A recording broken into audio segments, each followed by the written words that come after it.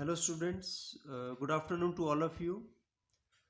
राजा राम मोहन रॉय के बारे में हम लोग डिस्कशन कर रहे थे और इसमें मैंने आपको बताया था कि Raja Ram Mohan Roy was a pioneer of modern India.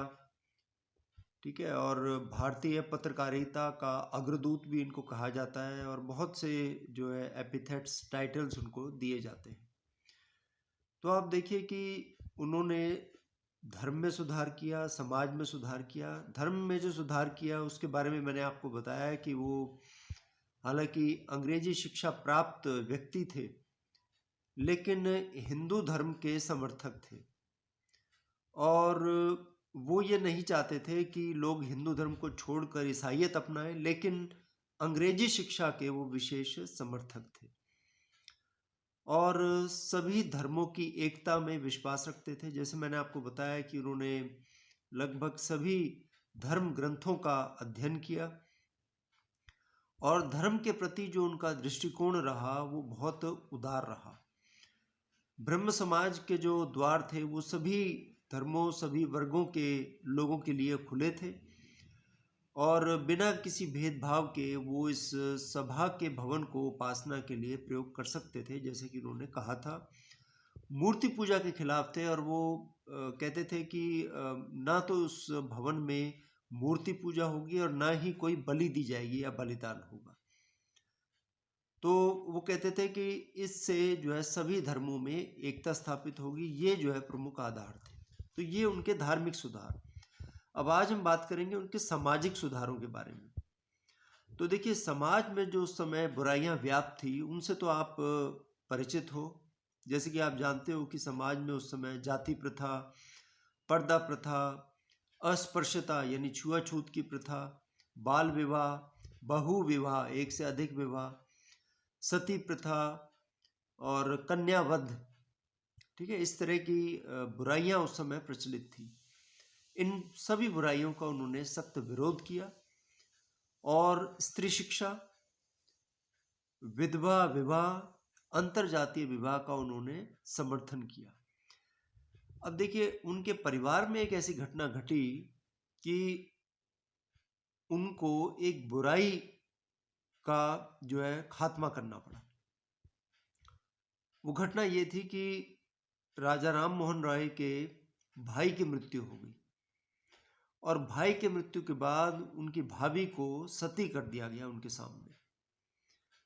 तो जब इस प्रथा के भयावह रूप को उन्होंने देखा तो उन्होंने फिर इस प्रथा के खिलाफ एक भयंकर आंदोलन चलाया। उन्होंने एक पुस्तक लिखी, शास्त्रार्थ, कई लेख लिखे सती प्रथा के खिलाफ और इस समस्या के खिलाफ जनता को जागरूक करने की उन्होंने कोशिश की और ये उनके प्रयत्नों का ही फल था कि 1829 में, आप जानते हो कि 1829 में जो अंग्रेजों का भारत में जो गवर्नर जनरल था वो लॉर्ड विलियम बेंटिंक था। तो राजा राम मोहन राय और विलियम बेंटिंक ने 1829 में एक कानून पास करके सती प्रथा का अंत कर दिया या इस पर रोक लगा दी। द सती वॉज बैंड इन 1829। ठीक है, उन्होंने स्त्रियों की दशा को सुधारने के लिए भी बहुत प्रयास किए। एक बात और मैं आपको इससे पहले बता देना चाहता हूं कि देखिए, जब अंग्रेज भारत में आए उन्होंने भारतीय समाज को पढ़ा, देखा, समझा, लेकिन प्रारंभ में वो भारतीयों के सामाजिक जीवन में कोई हस्तक्षेप नहीं करना चाहते थे, because they came to India merely as a trader. व्यापारी के रूप में आए थे। उनको क्या मतलब था कि भारत में क्या चल रहा है, उनको तो अपने पैसों से मतलब था। लेकिन जब भारत में वो राजनीतिक शक्ति बन गई और भारत में वो आकर बस गए, तो फिर उन्होंने कुछ यूटिलिटेरियन जो लोग थे, कुछ ऐसे अंग्रेज थे जो कि समाज में सुधार चाहते थे, समाज की ऐसी दशा को, ऐसी शोचनीय अवस्था को वो नहीं देख सकते थे। इसलिए फिर धीरे धीरे उन्होंने इंडियन सोसाइटी में इंटरेस्ट लेना शुरू कर दिया। पहले उनको ये भी था कि कहीं उनका विरोध ना हो, अगर वो समाज में हस्तक्षेप करेंगे तो उनका विरोध होगा। तो ये सारी बातें उनके जहन में थी। तो लॉर्ड विलियम बेंटिक जो है वो इस बुराई के खिलाफ थे, तो उन्होंने राजा राम मोहन राय का साथ दिया इसमें, और 1829 में इसको बैन करवा दिया। और बहुत सी जो कुप्रथाएं हैं स्त्रियों से संबंधित, उसको खत्म करने का प्रयास किया राजा राम मोहन राय ने। Raja Ram Mohan Roy was in favour of equal rights to men and women, यानी औरतों और आदमियों के बराबर अधिकारों के समर्थक थे। रामधारी सिंह दिनकर, आप उन्हें एक कवि के रूप में जानते हैं, हिंदी कविता के एक प्रसिद्ध कवि हैं। उन्होंने भी लिखा कि सारे संसार में विश्ववाद के सबसे पहले व्याख्याता राजा राम मोहन राय हुए। उन्होंने हिंदुओं को ईसाई बनने से रोका। जैसे आप जानते हो कि एक ग्रुप ऐसा था तरुण बंगाल आंदोलन में, हेनरी विवियन डिरोजियो की अध्यक्षता में एक ग्रुप ऐसा था जो कि हिंदू धर्म से नफरत करने लगा था। तो उन्होंने हिंदुओं को ईसाई बनने से रोका, और इस प्रकार समाज की प्रत्येक बुराई को दूर करने का उन्होंने प्रयास किया। इसके अतिरिक्त उन्होंने राष्ट्रीय सुधार भी किए। अभी तक हमने उनके धार्मिक और सामाजिक सुधार पढ़े, राष्ट्रीय सुधार भी किए। उन्होंने हिंदू कानून में सुधार करने की मांग की, स्त्री के संपत्ति के अधिकार की वकालत की उन्होंने। उस समय अंग्रेजों ने बहुत से प्रतिबंध लगा रखे थे भारतीयों पर, जैसे प्रेस पर प्रतिबंध लगा रखा था, तो प्रेस पर प्रतिबंध का उन्होंने विरोध किया। बहुत से कृषि कानून लाए थे अंग्रेज, जो दमनकारी कृषि कानून थे, उनको अंग्रेज सरकार को अवगत करवाया, और अंग्रेज सरकार से प्रार्थना की कि सरकारी नौकरियों में, सेना में अधिक से अधिक भारतीयों को सम्मिलित किया जाए, अधिक से अधिक भारतीयों की नियुक्ति की जाए। न्याय व्यवस्था में भी सुधार चाहते थे वो। न्याय में ज्यूरी की जो प्रथा होती है, सिस्टम ऑफ ज्यूरी, यानी एक जज और कुछ और जजेस मिलकर किसी मुकदमे का फैसला करें। उन्होंने सरकार से प्रार्थना की कि जो दीवानी और फौजदारी मामले हैं उनको संग्रहित किया जाए, और न्यायालयों की जो भाषा है वो अंग्रेजी की जाए, ना कि फारसी। अभी तक जो न्यायालय चल रहे थे वो फारसी भाषा में चल रहे थे, क्योंकि इससे पहले मुगल थे, अंग्रेजों से पहले, और मुगलों की जो दरबारी भाषा थी वो फारसी थी। तो उनके बारे में बिपिन चंद्र नामक इतिहासकार ने लिखा है कि राजा साहब यानी राजा राम मोहन राय पहले आदमी थे जिन्होंने भारत में स्वतंत्रता का संदेश प्रसारित किया।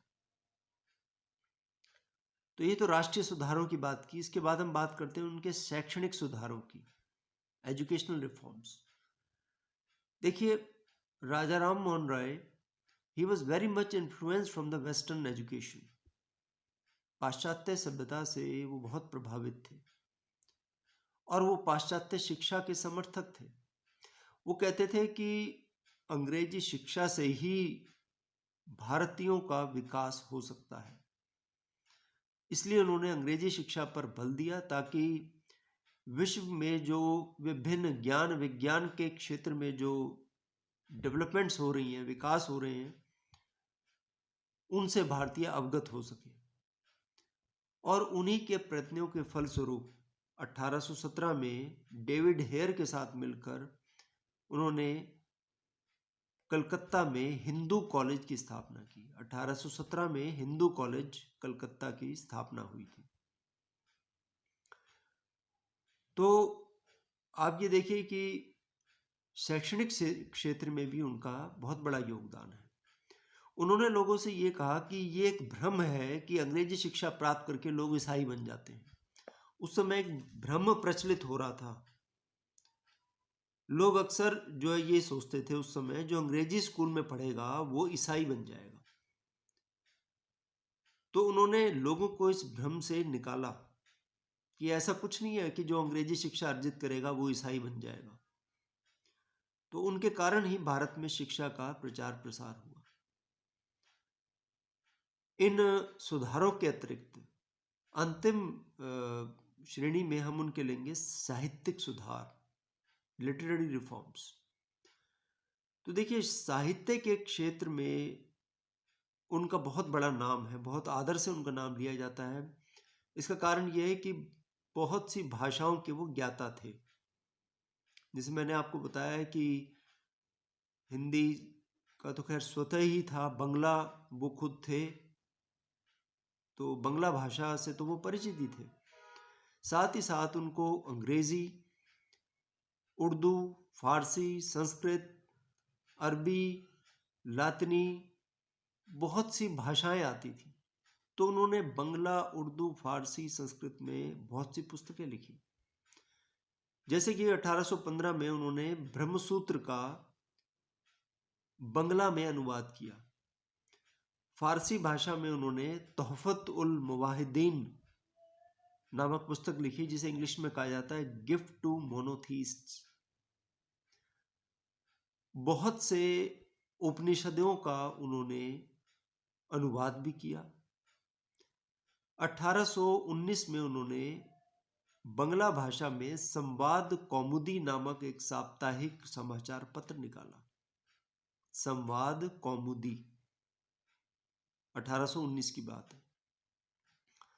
और एक फारसी भाषा में भी अखबार निकाला जिसका नाम था मिरातुल अखबार। तो इसमें उन्होंने बहुत से धार्मिक, राजनीतिक, सामाजिक लेख जो लिखे, वो प्रकाशित हुए। वो प्रेस की स्वतंत्रता के समर्थक थे। He was also called as a pioneer of Indian journalism. भारतीय पत्रकारिता का अग्रदूत माना जाता है राजा राम मोहन राय। तो देखिए, इतने सारे उनके पक्ष थे। He was a multi talented person. एक शख्स में जो है कितनी सारी भाषाएं, कितने सारे विचार जो है समाये हुए थे। तो वास्तव में एक वो समाज सुधारक, एक शिक्षा शास्त्री, पत्रकार, राष्ट्रीयता के पैगंबर थे और आधुनिक भारत के जन्मदाता थे। He was the founder of modern India. सदैव वो मनुष्य की भलाई के लिए लगे रहे। विश्व बंधुत्व की उनकी कामना थी और पाश्चात्य शिक्षा से प्रभावित होकर वो भारत को प्रगति के पथ पर लाना चाहते थे।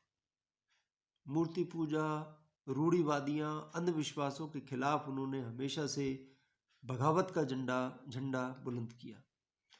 तो ये अगर क्वेश्चन आ जाए राजा राम मोहन राय के बारे में और ब्रह्म समाज के बारे में, तो ये सारी बातें आपको डिस्कस करनी है। Thank you.